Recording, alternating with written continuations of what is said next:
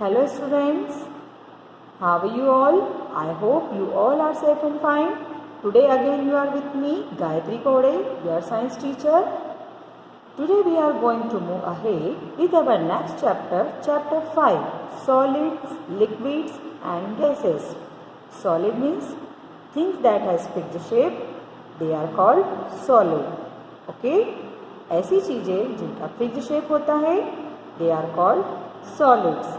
And liquids, things that has no fixed shape and they can take the shape of the container.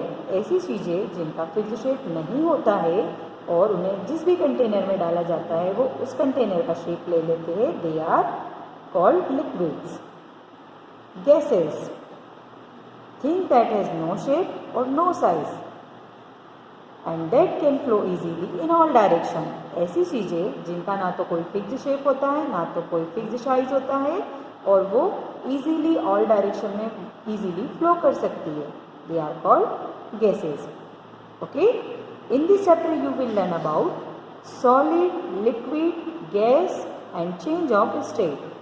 So let's start. Things around us exist in three forms or state. हमारे चारों तरफ जो चीज़ें होती है वो 3 states में exist means पाई जाती है या मौजूद होती है. The 3 states are solid, liquids and gases. और वो 3 स्टेट्स क्या होती है? Solid, liquid and gases. Okay, so first of all we will study about solid. Solids have a fixed shape and size. Solid का फिक्स्ड शेप होता है and fixed size होता है. They do not flow from one place to another.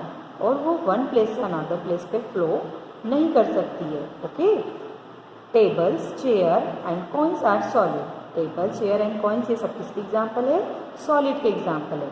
आप आपके घर में किसी भी सॉलिड चीज़ को अगर टच करोगे, लाइक टेबल को अगर आप टच करते हो तो वो टच करने पे हार्ड होती है और वो इजीली मूव भी नहीं कर सकती. उसे आपको जब तक आप उसे मूव नहीं कराओगे तब तक वो मूव नहीं करेगी.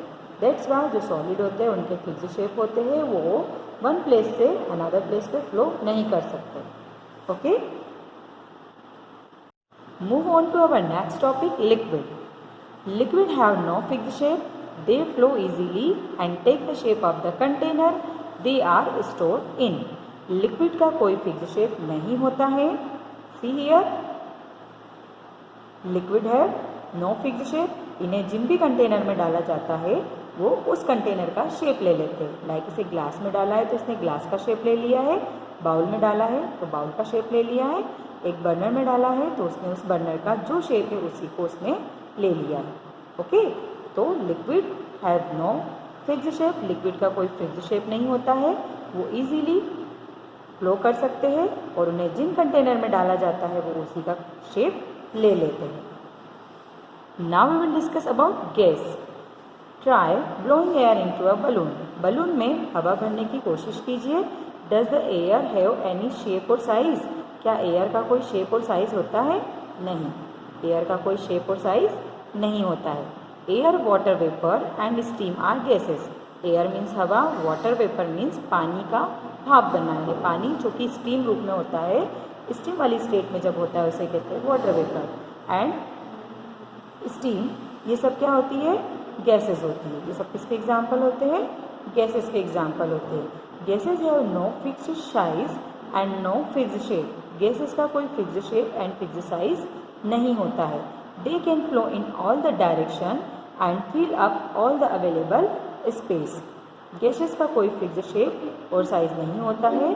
वो किसी भी डायरेक्शन में इजीली फ्लो कर सकते हैं और उन्हें जिस भी कंटेनर में डाला जाता है उस कंटेनर में जितना स्पेस अवेलेबल होता है वो उतना स्पेस ले लेते हैं. Okay, air is all around us. Air हमारे चारों तरफ है.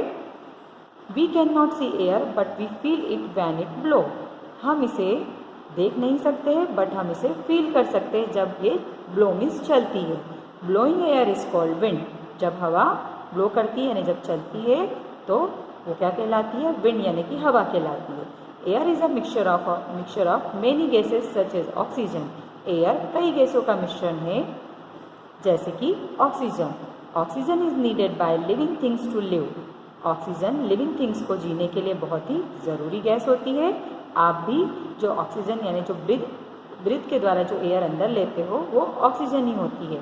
We take in oxygen when we breathe air. जब हम ब्रीथ करते हैं तो जब जो एयर हमारे अंदर जाती है वो कौन सी गैस होती है, वो ऑक्सीजन गैस होती है।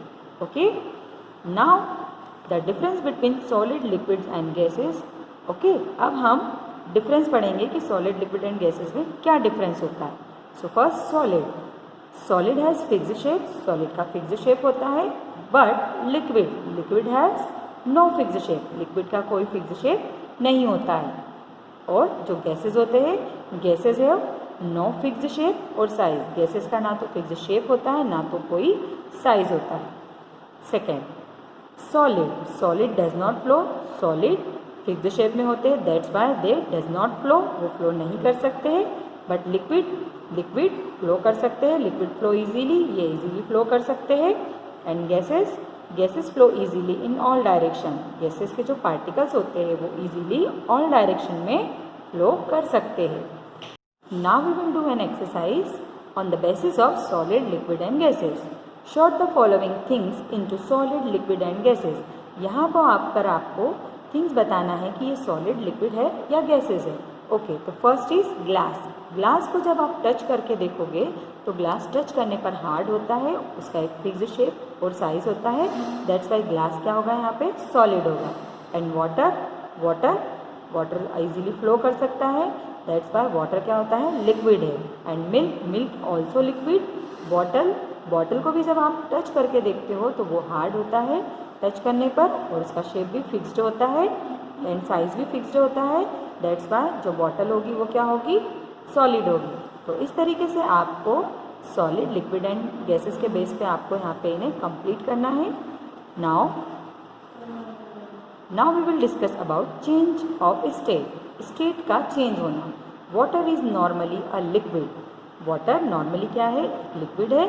But it is found in all the 3 state in nature, but ये नेचर में तीनों स्टेट में पाया जाता है, सॉलिड में भी पाया जाता है, लिक्विड में भी एंड गैसेस में भी। Ice is solid state of water, जो आइस होती है वो वाटर की सॉलिड स्टेट होती है। स्टीम और water vapour is gas state of water, जो स्टीम यानी कि जो भाप होती है और वाटर वेपर जो उबला हुआ पानी होता है वो वाटर की गैस स्टेट होती है। The state of water can be change by heating और कूलिंग इट, जो स्टेट होती है वाटर की उसे हीटिंग और कूलिंग के द्वारा चेंज किया जा सकता है। The process by which a liquid change into gas is called evaporation. ऐसी प्रोसेस जिसमें लिक्विड को गैस में चेंज किया जाता है, दिस इज कॉल्ड इवापोरेशन। आपने आपके घरों में देखा होगा जब वाटर को गर्म किया जाता है तो वाटर क्या हो जाता है, गर्म होने पे कौन सी स्टेट में जाता है, स्टीम वाली स्टेट में, यानी पानी बॉईल होने लगता है, उसमें स्टीम बन जाती है, भाप निकलने लगती है। तो इसी तरीके से जब लिक्विड को हम गैस में चेंज करते हैं, दिस इज कॉल्ड इवापोरेशन। वो प्रोसेस क्या कहलाती है, इवापोरेशन कहलाती है। On heating water evaporates into steam और water vapour.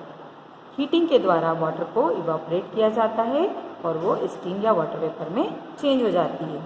Then next, the process by which a liquid change into solid is called freezing. ऐसी प्रोसेस जिसमें लिक्विड को सॉलिड में चेंज किया जाता है, this is called freezing.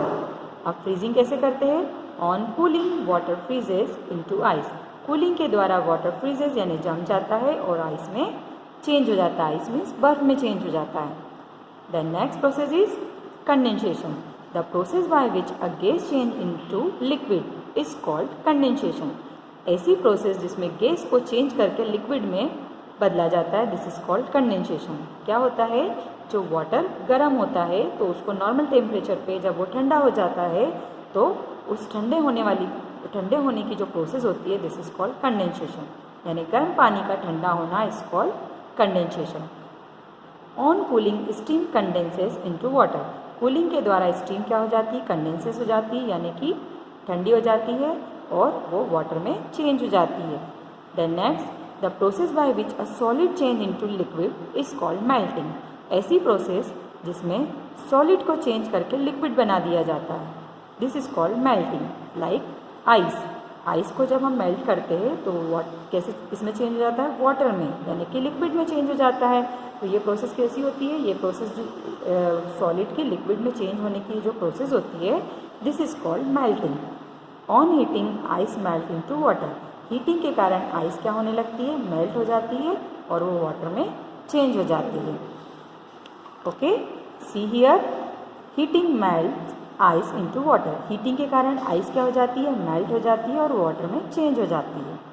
Okay, then next, cooling condensed water vapour into water, cooling के कारण water क्या हो जाता है, कंडेंस हो जाता है और कंडेंस होने के कारण वाटर की क्या बन जाती है, ड्रॉपलेट्स बन जाती है। ओके, यहाँ आप देख रहे हो जब वाटर को गर्म किया है तो वाटर से क्या निकलने लगी है, स्टीम, यानी पानी की भाप बन रही है। लेकिन जब हम इस स्टीम वाटर को किसी भी कंटेनर यानी उस बर्तन की लिड से ढक देते हैं तो कुछ समय बाद हम देखते हैं कि उस लिड पर क्या दिखेगी, आपको वाटर ड्रॉपलेट्स दिखेगी और यही वाटर ड्रॉपलेट्स क्या कहलाती है, वाटर का कंडेंसेशन कहलाता है। Then next, cooling freezes water into ice, cooling यानी कि जब हम रेफ्रिजरेटर में वाटर को कूलिंग यानी ठंडा करते हैं तो वो क्या कर देता है, वाटर को फ्रीजेस कर देता है यानी कि ठंडा कर देता है और वो किस में बदल जाती है, आइस में बदल जाती है। इस तरीके से वाटर को हम अलग अलग स्टेट में चेंज कर सकते हैं। In nature water changes it's state all the time, nature में यानी प्रकृति में क्या होता है, वाटर अपनी स्टेट को ऑल द टाइम चेंज करते रहता है। The sun heats up water in ponds, lakes and rivers to form water vapour, जो सन की जब हीट, सन जो होता है ना सूर्य, उसकी हीट वाटर पर like ponds, lakes and river, इनके पानी पे जब पड़ती है तो वाटर क्या होता है, सन की हीट से वाटर वेपर में कन्वर्ट होने लगता है यानी पानी भाप बन जाता है। This water vapour rises in the air and form cloud, ये वाटर वेपर ऊपर जाकर एयर के साथ ऊपर जाती है और क्या बन जाती है, क्लाउड्स यानी बादल बन जाते हैं। As the cloud rise up they cool down and condense into water droplets, जब ये क्लाउड ऊपर जाते हैं तो वहाँ जाके ठंडे हो जाते हैं और कंडेंस होकर क्या बना लेते हैं, वाटर की ड्रॉपलेट्स बन जाती है। This water droplets come back to the earth as rain and show and snow, ये वाटर ड्रॉपलेट्स कम बैक यानी कि ये जो वाटर ड्रॉपलेट्स बनी है ये वापस नीचे आती है रेन के रूप में या तो स्नो के रूप में। तो इस तरीके से ये साइकिल चलते रहती है। See here, this is water cycle. क्या होता है, सन की जो हीट होती है वो हीट के कारण जो रिवर का वाटर होता है वो इवापोरेट होने लगता है यानी भाप बन जाता है और ऊपर जाके हवा के साथ क्लाउड बना लेता है यानी कि बादल बना देता है। अब ये बादल ऊपर जाते हैं और ठंडे होते हैं और ठंडे होने के कारण इनके ऊपर इसमें क्या बन जाती है, वाटर ड्रॉपलेट्स बन जाती है और ये वापस रेन या स्नो के रूप में नीचे आ जाते हैं। इस तरीके से वाटर का ऊपर जाना भाप बन के और कंडेंसेशन की प्रोसेस से ठंडा होना और रेन के रूप में वापस आना, इस तरीके से यहाँ पे एक साइकिल बनती है। That's why this is called a water cycle. I hope you all are understand properly. So keep learning. Thanks for watching this video.